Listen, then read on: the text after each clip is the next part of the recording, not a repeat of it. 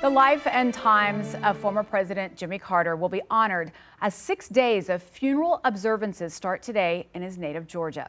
Carter died last Sunday at the age of 100 in his hometown of Plains. Christian Benavides is at the Carter Center, Atlanta, with more on the state funeral. This morning, former President Jimmy Carter's hearse will travel through Plains, Georgia.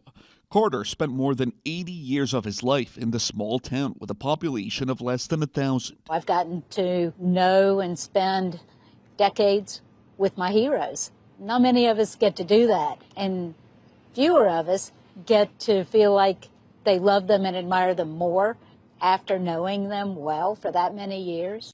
The motorcade will pass by the Methodist Church, where Carter and former First Lady Rosalynn married in 1946, as well as the home they lived and died in.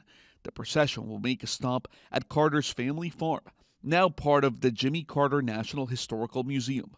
There, the old farm bell will ring 39 times to honor the 39th president. Former President Carter will lie in repose here at the Carter Presidential Center in Atlanta. The public will pay respects before the ceremonies begin in Washington, D.C.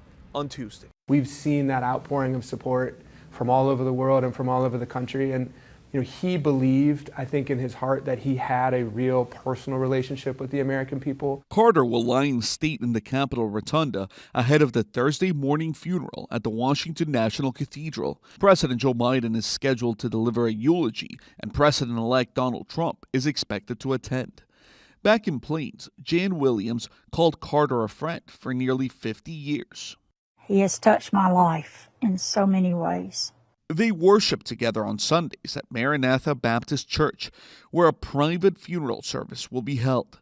Then the former president will be laid to rest in a plot that can be seen from the front porch of his home. Christian Benavides, CBS News, Atlanta. And the next hour, we'll be joining CBS's live coverage as the motorcade is expected to start today. That'll be around 9:15, 9:20.